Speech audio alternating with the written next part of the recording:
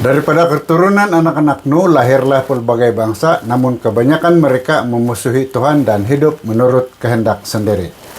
Tuhan kemudian membentuk satu bangsa baru, memberikan mereka hukumnya agar mereka menjadi bangsa yang kuat dan terang mereka membawa pengaruh kepada seluruh bangsa di seluruh dunia, di seluruh muka bumi ini.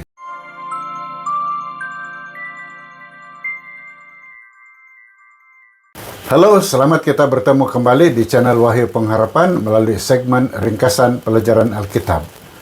Dan melalui video kali ini, saya akan mengungsikan ringkasan bagi pelajaran yang keempat, suku kedua tahun ini, yaitu dengan topik Bangsa-Bangsa, bagian 1. Jadi pastikan Anda menonton hingga ke ujung video ini untuk mendapat ringkasan maklumat untuk pelajaran minggu ini.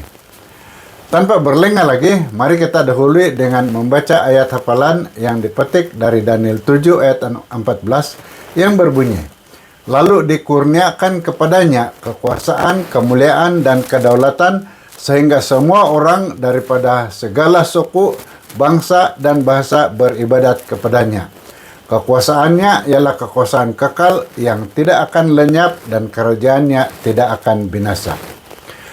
Saudara, ayat ini menggambarkan penyerahan pemerintahan kekal kepada anak manusia yang merujuk kepada Yesus Kristus.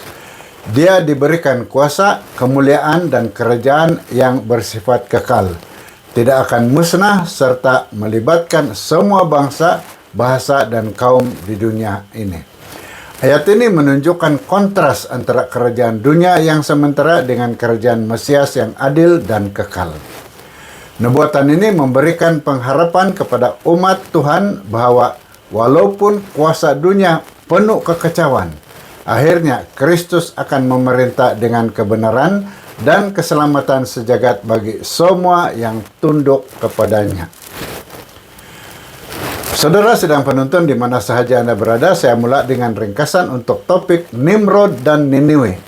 Saya dahului dengan membaca dari Kejadian 10 ayat 32, katanya, "Wilayah utama kerajaannya terdiri daripada Babel, Erek, dan Akkad, dan Kalne yang kesemuanya terletak di tanah Siniar."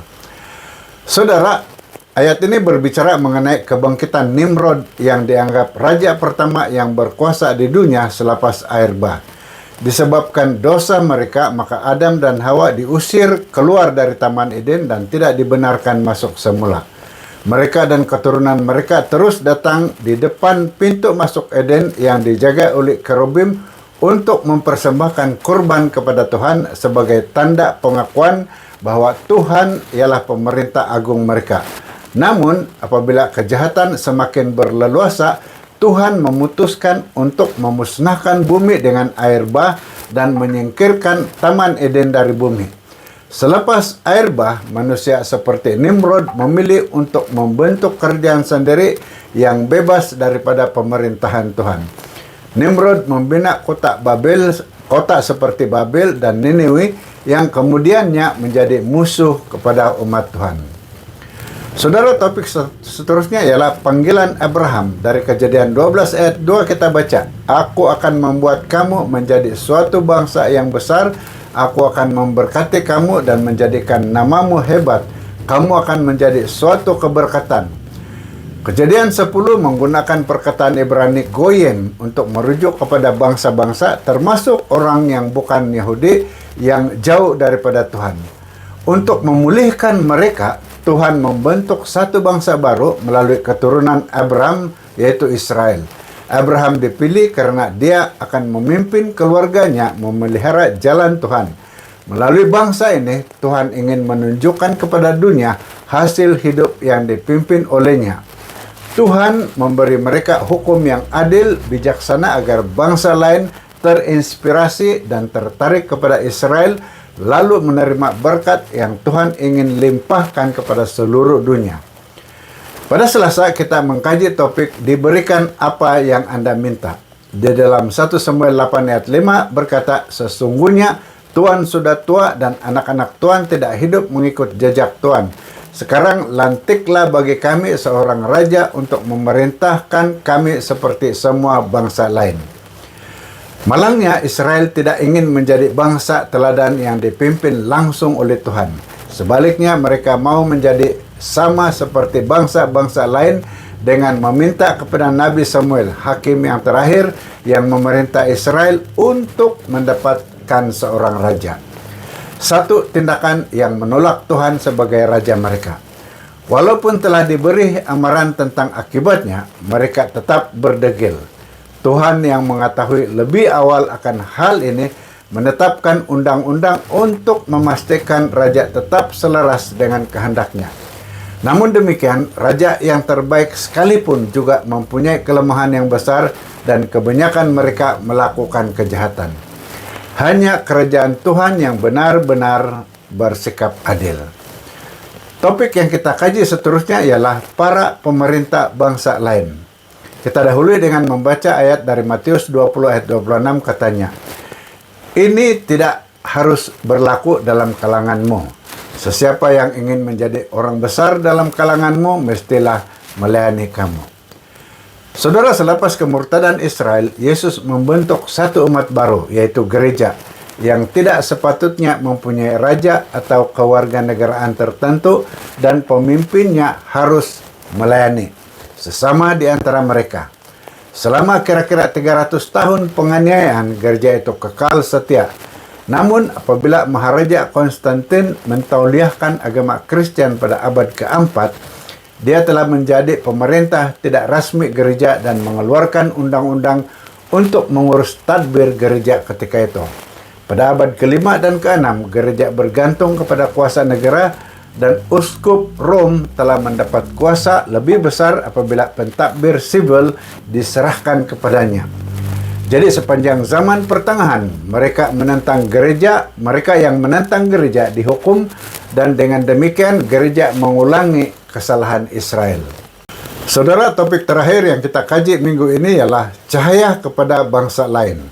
Di dalam Yesaya 41 ayat 6 kita baca, "Aku Tuhan telah memanggil engkau dalam perbenaran, aku akan memegang tanganmu dan menjaga engkau.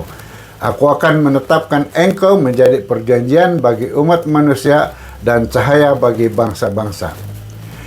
Israel dapat menjadi terang bagi bangsa-bangsa dan gereja menjadi terang dunia melalui ketaatan kepada Tuhan, menunjukkan jalan penyelesaian kepada dosa, dan mengumumkan kedatangan Yesus yang kedua kali.